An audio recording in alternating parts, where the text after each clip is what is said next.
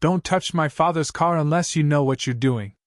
Claire Whitmore's voice cut through the rain before Ethan Walker even raised his head. Water hammered the tin roof of his little Tennessee garage, hard enough to drown the radio in the office and rattle the old Coca-Cola sign above the bay door. The dark blue 1970 Chevrolet Chevelle SS sat crooked under the floodlight, steam curling from its hood, one front tire kissing the yellow line by the service lane. Across the road, Mason Greer laughed from beneath the awning of his bigger, brighter shop. "Lady, if that car matters, you brought it to the wrong man." Ethan said nothing. He only glanced toward his dented Ford pickup, where 8-year-old Lily Walker sat with her pink hoodie pulled over her knees, watching the adults through a fogged window. Then he reached into the rain, lifted the Chevelle's hood, and the engine answered with a sharp metallic snap. Claire flinched like the car had spoken a name she was trying not to hear. Ethan noticed. He noticed everything around old cars. The wrong wire. The tired belt. The hand trembling around a key. Before we continue, where are you watching from?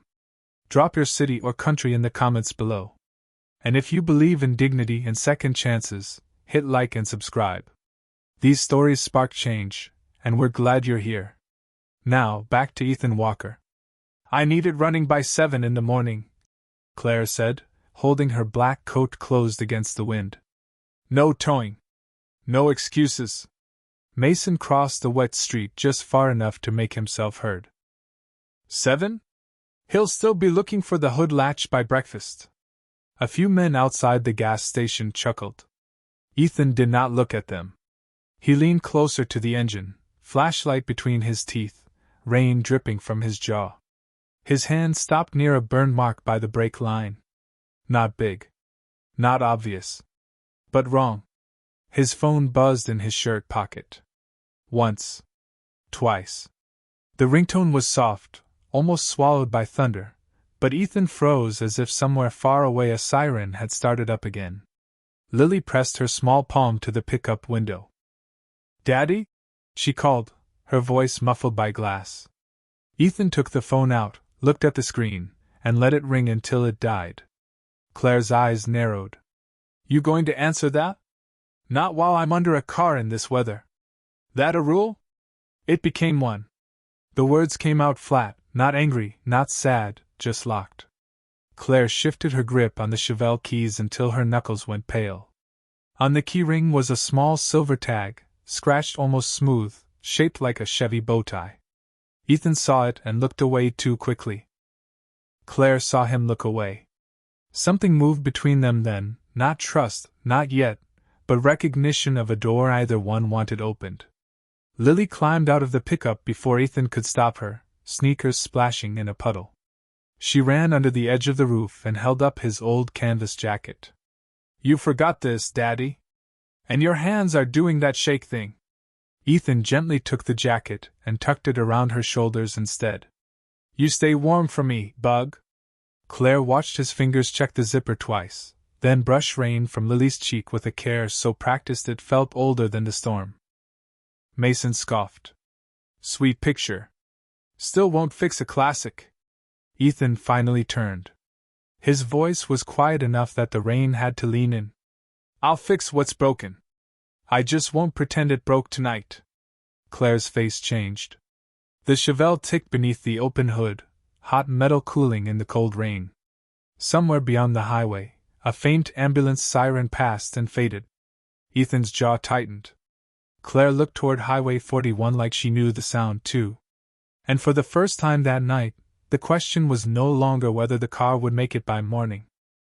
It was what both of them had left behind on a rainy road, and why either had ever gone back. The silver Chevy tag on Claire's keyring was not the only thing Ethan noticed. When he reached for it to move the keys off the fender, Claire pulled back too fast, as if he had reached for her hand instead of a piece of metal. Rain beat against the open bay door. The Chevelle sat beneath the flickering fluorescent lights, its hood raised like a confession. Ethan set his toolbox on the concrete and said, "I can work around your secrets, ma'am, but I cannot work around bad brakes." Claire swallowed. "Then fix the brakes." "I will. And the engine. If it lets me." And do not call me ma'am. From the office, Lily peeked over the arm of the cracked vinyl chair. Ethan had made a little bed for her with his folded flannel shirt and a faded University of Tennessee blanket Paula Jenkins kept for cold nights. Lily held a sleeve of saltine crackers in one hand and watched Claire like children watch people who might hurt their parents. Are you mad at my dad? She asked. Claire turned, caught off guard. No. Lily looked down at her sneakers. People sound like that before they say he is not enough. The garage went quiet except for the rain and the tick of cooling metal. Claire had no answer for that. Ethan did not correct Lily. He only opened a drawer, took out a small bottle of chocolate milk, and set it beside her. Drink half, Bug. Save half for later. Claire watched the small ritual. No wasted words. No performance. Just a father counting crackers, blankets, and warmth like they were parts in an engine he could not afford to let fail. Ethan slid under the Chevelle on a creeper, flashlight tucked against his shoulder. A rusted bolt cracked loose. Then something small fell from his shirt pocket and skittered across the floor. Silver. Worn. A Chevrolet keychain, almost the twin of Claire's, except this one had 2 letters scratched into the back. M. W. Claire stepped closer before she could stop herself. Where did you get that? Ethan's hand came out from under the car first, then his face. The calm in him tightened. It is mine. I did not ask whose it was. That is the answer I have got. Lily sat up on the chair. It was Mommy's, she said, simple and sleepy. Ethan closed his eyes for half a second. Not long enough to be grief. Long enough to be a door slamming. Claire looked at the keychain again. Her father's old Chevy tag had carried the same kind of hand engraving, done at a roadside booth outside Knoxville years ago. Same crooked letters. Same shallow cut. She backed away. I need some air. Bay door is open, Ethan said. Plenty of it. She almost smiled, but thunder rolled over the roof before it reached her mouth. Ethan returned to the brake line. His fingers moved with care, but when his phone buzzed again on the workbench, his wrench stopped mid-turn. Lily looked at the phone. Claire looked at Ethan. No one moved. The screen glowed, then went dark. Outside, a truck passed on Highway 41, tires hissing through standing water. Claire whispered, You are afraid of that road. Ethan tightened the bolt once. Then again. Then a third time. I am afraid of cars that should have stopped, and did not. Claire said nothing, but her hand closed around her own Chevy tag as if it had suddenly grown heavy enough to pull her back into another rainy night. By 2:17 in the morning, Ethan found the mark that did not belong. It was not rust. It was not age. A copper fitting beneath the master cylinder had been replaced with a cheap modern part, the kind sold in plastic bins near the counter of a chain auto store. Ethan held it up under the light. Who worked on this before me? Claire's face hardened. Nobody. He looked at the fitting, then at the Chevelle. Cars do not lie that politely. Lily giggled once from the office chair, then covered her mouth because the room still felt too serious. Claire walked to the passenger side and rested her fingers on the roof. The paint was wet and dark, like the sky had settled over it. It was in storage, she said. For years. Storage does not install wrong parts. I said it was in storage. Ethan did not push. He had learned that people sometimes guarded pain harder than money. He set the bad fitting on a clean rag and reached for his parts catalog, the old paper kind with greasy corners and pencil marks in the margins. Claire watched him turn pages instead of reaching for a laptop. You really know this car. I know what people ruin when they rush. That landed somewhere she did not want touched.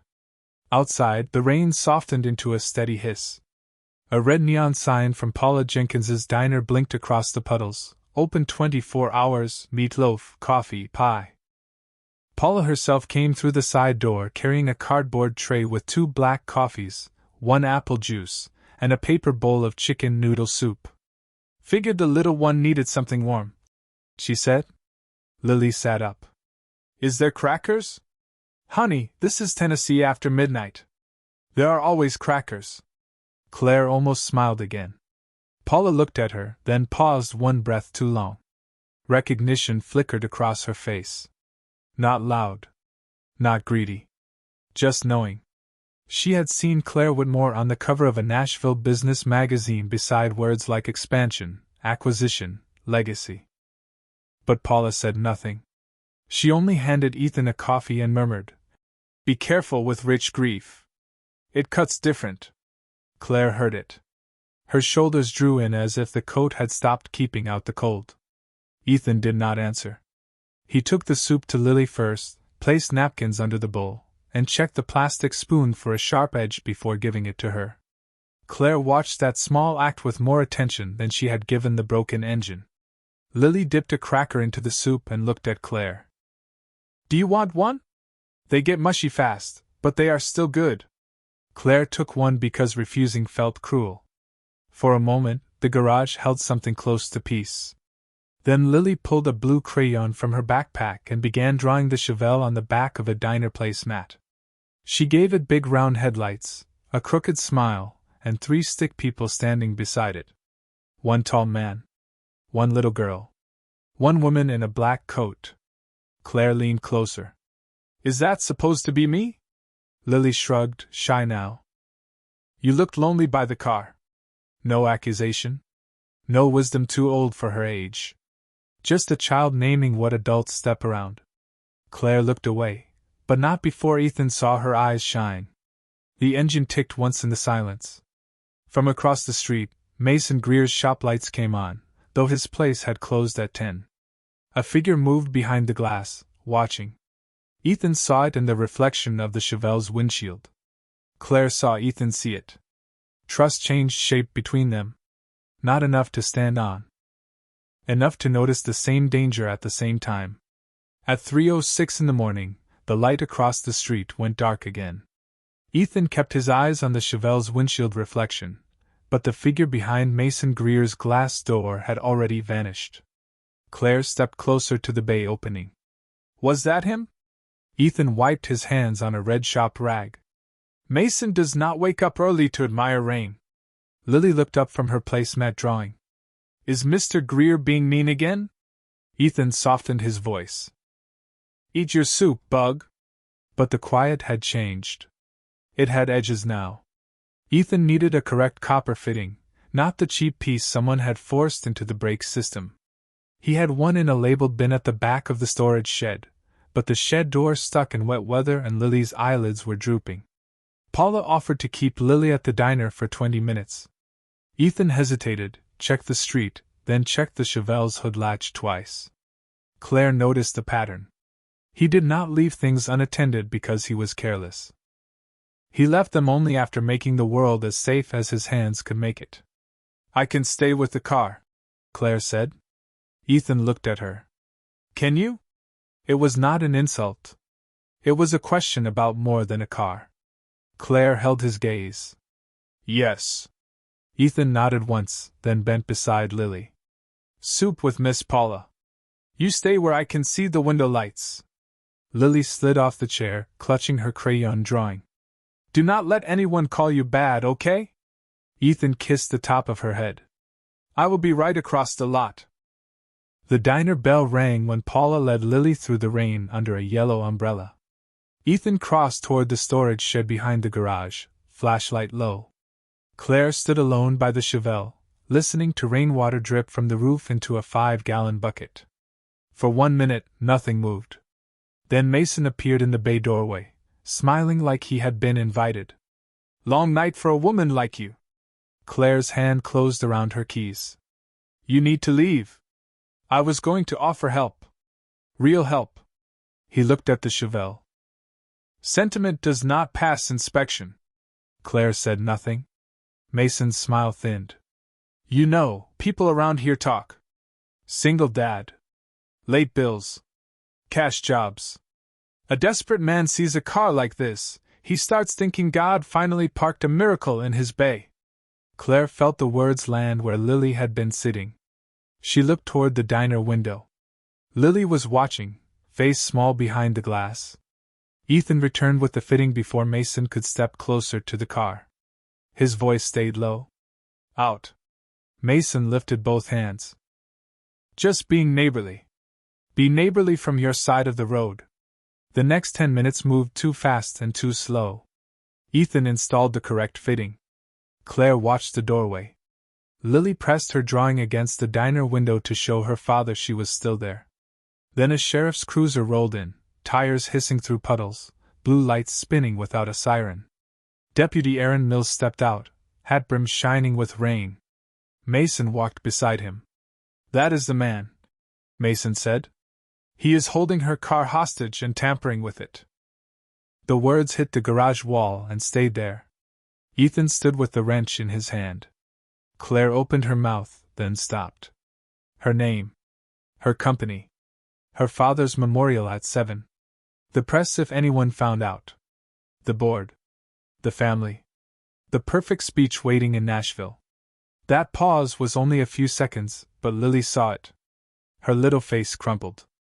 Daddy fixes things, she said from the diner doorway, voice shaking. He does not break them.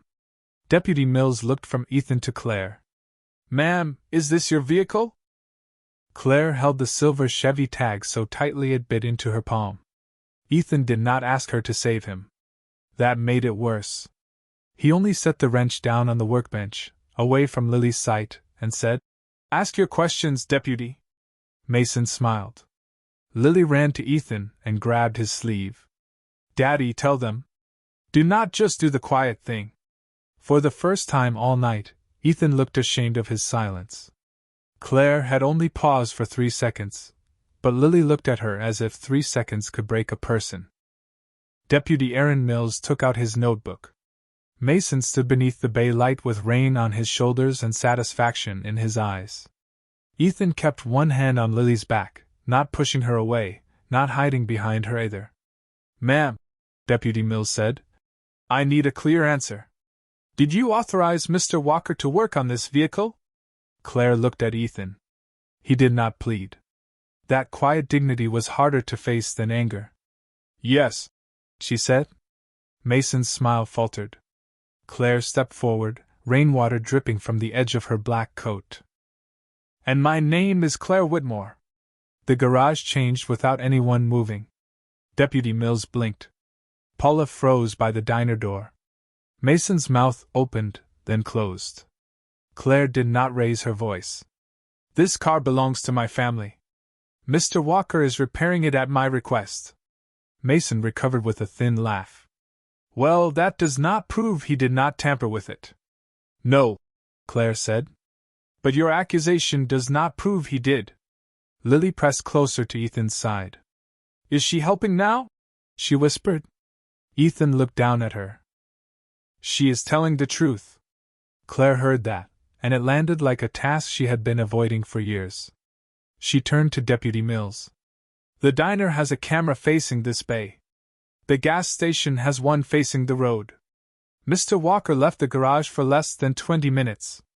During that time, Mr. Greer came here uninvited. Mason scoffed. That is ridiculous. Paula lifted one hand from the doorway. Camera works fine. I changed the memory card myself last week. Deputy Mills looked at Mason. You were on this property? I offered assistance. After she told you to leave? Mason's jaw tightened. The rain softened outside, and the whole town seemed to lean toward the open garage. Ethan did not smile. He only took Lily's wet hood and pulled it gently back from her face. You are cold, he said. I am mad, she answered, wiping her nose with her sleeve. You can be both. Claire looked away before Lily's small anger undid her completely. Deputy Mills followed Paula across to the diner to check the footage.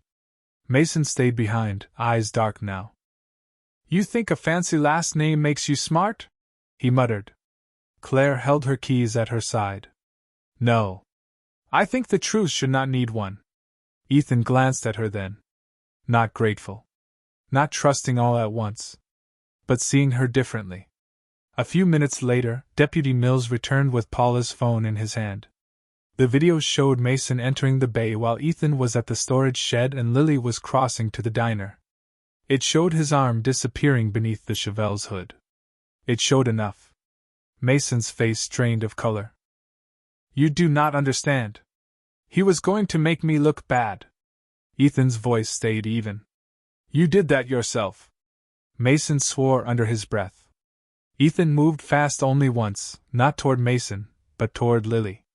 He covered both her ears with his hands before the next words came. Claire saw it. In the middle of being accused, insulted, and nearly ruined, Ethan still chose to protect his daughter from the ugliness of grown men falling apart.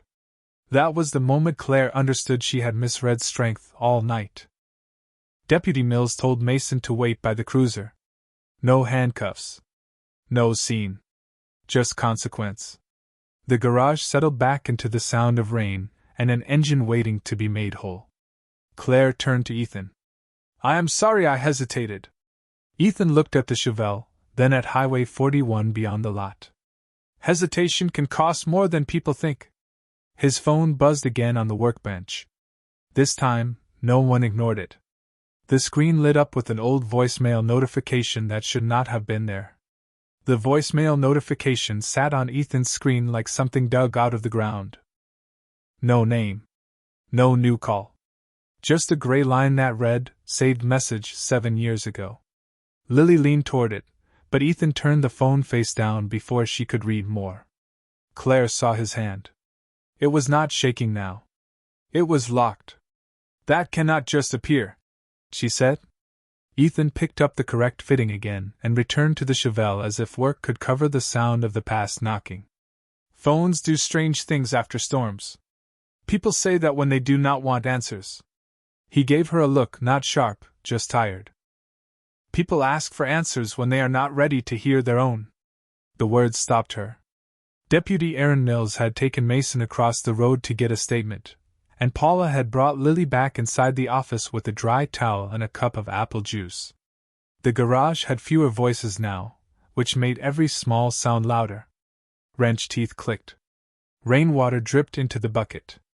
The Chevelle's old clock, dead for years, gave one tiny mechanical twitch behind the dash. Ethan froze. Claire heard it too.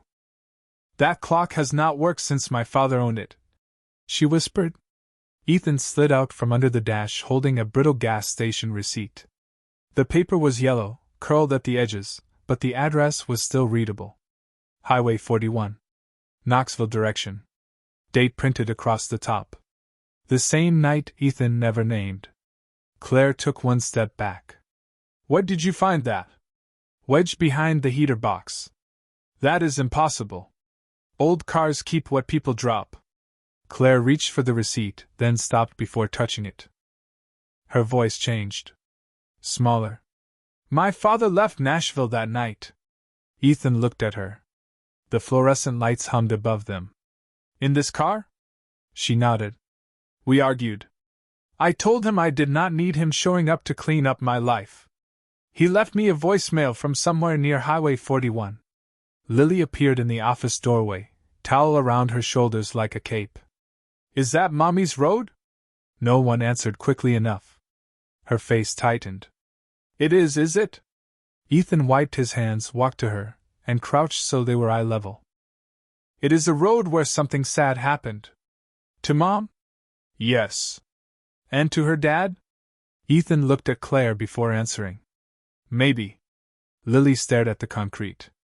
I do not like that road. Claire pressed the Chevy keys into her palm until the silver tag left a mark. She had spent years believing her father drove away angry and never came back because pride had won.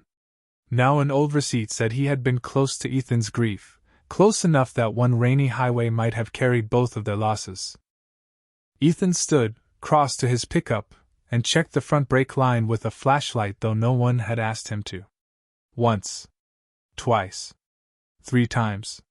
Claire watched the ritual as if she were finally learning the language of his wound. You do that every time it rains? She asked. Only when I remember. And how often is that? He closed the hood of the pickup with care. Every time it rains. Lily did not cry. She climbed into the office chair and hugged her knees, looking angry in the helpless way children do when adults keep secrets too big for the room. Claire walked to the Chevelle and opened the glove box. Inside was an old service manual, a cracked pair of sunglasses, and a dead black flip phone wrapped in a napkin from a Tennessee diner. Her breath caught. Ethan saw the phone and did not move. Claire held it like it might break into dust. This was his. The Chevelle's engine sat silent between them, but something had started. Not the car. The truth. Claire did not ask Ethan if the flip phone could be saved. She placed it on the workbench between them like a witness. Its black casing was cracked near the hinge, and dried dust clung to the buttons. Ethan found an old charging cord in a drawer full of fuses, radio knobs, and things too small to throw away. "It may not hold power," he said. Claire nodded. "Try anyway." Lily leaned against the office door frame, arms folded under the towel. "Is that her daddy's phone?" Ethan plugged it in. Nothing happened. Then the tiny screen blinked once. Claire covered her mouth. A dead thing had answered. The garage seemed to shrink around the sound of the rain. Ethan set the phone flat, careful not to touch the hinge again. It took 3 tries before the menu opened. Missed calls. Draft messages. 1 saved voicemail. Claire stared at it as if the word itself had weight. "I deleted mine," she whispered. "After the funeral. I thought if I stopped hearing it, I would stop being the daughter who did not call back." Ethan did not look at her, but his hand moved to his shirt pocket where his own phone waited, face down and full of ghosts. "Do you want to play it?" he asked. Claire shook her head first. Then nodded. The voicemail began with static, then an older man's breath, tired and close to the microphone. "Claire Bear, it is Dad. I know you are angry. You earned some of that anger." Claire shut her eyes, but she did not stop it. Harold Whitmore's voice cracked through the tiny speaker. He was not talking about stockholders, factories, or legacy. He said he was sorry for teaching her to stand straight when what she needed was permission to fall apart. He said the company could survive a bad quarter, but a daughter should not have to survive a father who only knew how to praise strength. Lily walked closer, bare socks silent on the concrete. "He sounds like he misses her." Claire pressed the phone to her chest. "He did. Then why did he not just say sorry before?" No one answered. The question was too small and too large at once. Ethan turned away and reached for the Chevelle's dash wiring, but the wrench slipped from his fingers and hit the floor with a bright metal clatter. Lily flinched. "Daddy?" Ethan bent to pick it up, slower than before. Claire watched him, and for once she did not ask the question like a CEO trying to solve a problem. She asked it like a woman standing beside a closed door. "Did your wife leave a message too?" Ethan's jaw moved once. "Yes." "Have you listened to it?" "Not all the way." Lily stared at him. Her voice went thin. "Mommy talked and you did not listen?" The words were not cruel. They were worse. They were honest in the way only a child could be. Ethan crouched, but Lily stepped back one small step. "I got scared," he said. "Grown-ups get scared?" "All the time." Lily looked at the floor. "I do not like when grown-ups leave words too late." Claire looked at Harold's phone in her hand. That sentence settled into her like a decision. "Tomorrow," she said, though dawn was already less than 2 hours away. "I am not reading the speech they wrote for me." Ethan looked up. "At the memorial? I am going to play his voice." Outside, Highway 41 glistened under the fading rain. Inside, the Chevelle waited with its heart half open, and Ethan's own phone lay face down on the bench, silent, saved, and no longer safely buried. At 5:12 in the morning, the Chevelle came back to life. Not with a roar, not at first, but with a low turn of breath, a cough, then a steady rumble that filled the little garage and made every coffee cup on the workbench tremble. Lily sat up straight in the office chair. Claire gripped Harold Whitmore's flip phone in one hand and the silver Chevy tag in the other. Ethan did not celebrate. He shut his eyes for 1 second, listening past the engine, past the rain, towards something only he could hear. She runs? Claire said. Ethan checked the brake pedal. Once. Twice. A third time. She stops first. Then she runs. The rain had thinned to a silver mist, and dawn pressed pale blue against the edge of the service bay. Ethan needed a road test. Everyone knew it. No one said Highway 41 until Lily did. Do we have to go on Mom's road? Ethan looked at her through the windshield. Just a mile. That is still the road. Claire stood beside the passenger door, not touching the handle. We can take Main Street. Ethan shook his head. Main Street will not tell me what I need to know. He opened the driver's door, then stopped with one hand on the roof. His phone lay on the workbench, face up now. The saved voicemail notification still waited. Lily climbed down from the chair, holding her crayon drawing against her chest. Can I come? No, Bug. Her mouth folded at the corners. Why do I always get left out when it is sad? The words were small, but they crossed the garage like headlights in fog. Ethan turned. Lily's eyes were wet, and she looked more angry than scared. I am not a baby. I know Mommy is gone. I know you get weird when it rains. I just do not know why I have to sit somewhere else when you hurt. Claire lowered her eyes. Ethan had protected his daughter so carefully that he had built a wall around the place where she wanted to stand with him. He walked to her, crouched, and held out his hand. Back seat. Seat belt. No arguing. Lily sniffed. Can I bring my picture? Especially that. Claire slid into the passenger seat without a speech. She did not tell him he was brave. She did not reach for his shoulder. She only said, We can go slow. The Chevelle rolled out of the garage and onto the wet Tennessee road, its headlights cutting through the last gray of night. Paula watched from the diner window with both hands around a coffee mug. Deputy Aaron Mills stood beside his cruiser, hat in hand. No one waved. Some moments deserve quiet. Highway 41 opened ahead, blacktops shining under the streetlights, yellow center lines glimmering like old scars. Ethan drove at 35 miles per hour. Both hands on the wheel. Jaw tight.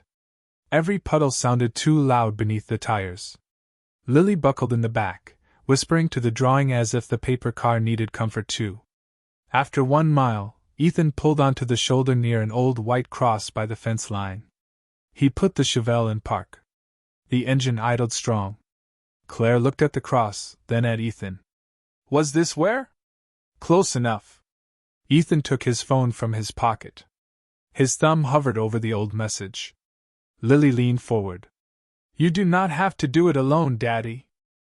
That did it. Not force. Not courage. A child asking to be trusted with the truth. Ethan pressed play. A woman's voice came through, soft under static, warm enough to make the cold morning stop moving. Hey Ethan, it is me.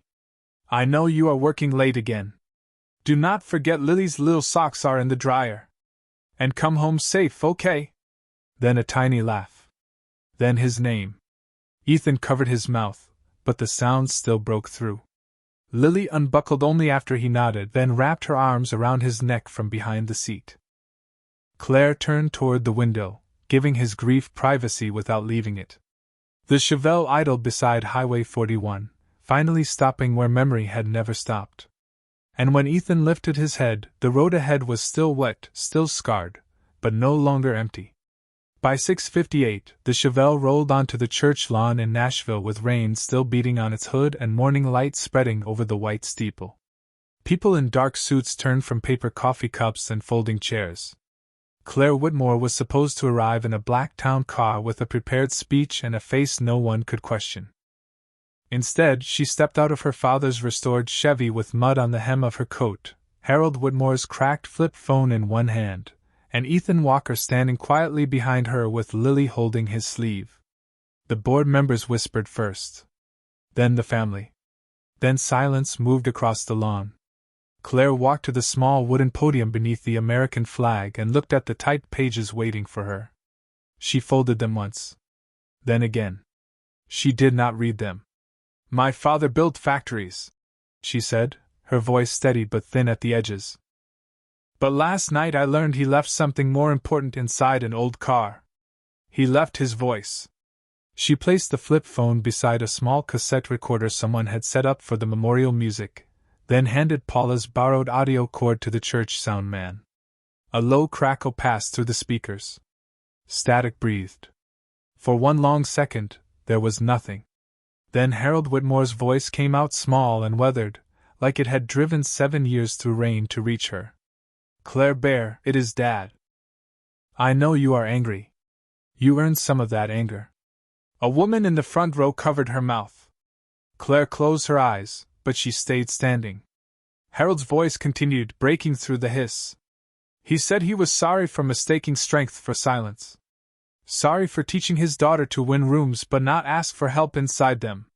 Sorry he waited until a rainy road to say what should have been said at the kitchen table. No one moved. Even the birds in the oak tree seemed to hold still. When the message ended, the cassette recorder clicked softly, though it had not been the machine carrying the voice. That tiny click felt like a period at the end of years. Claire looked back at Ethan. He stood near the Chevelle, one hand on Lily's shoulder, not proud, not posing, just present. A man named Ethan Walker repaired my father's car overnight, she said. But that is not what saved me. He showed me that some things are not fixed by pretending they were never broken. Ethan lowered his eyes. Lily did not. She looked at the crowd as if daring anyone to call her father small again. Deputy Aaron Mills stood near the driveway and quietly told Mason Greer, who had followed at a distance, that charges for tampering and false reporting would move forward. There was no shouting. No victory parade. Just consequence, clean and final. Claire stepped down from the podium and walked to Lily. Thank you for drawing me beside the car, she said. Lily hugged the placemat to her chest. You looked less lonely there. Claire nodded, tears finally crossing her face without permission. Ethan reached into his shirt pocket and took out Megan Walker's silver Chevrolet keychain. The letters M, W, caught the sunrise. For years, he had carried it like a sentence he had to serve. Now he placed it in Lily's hand. She turned it over with both thumbs.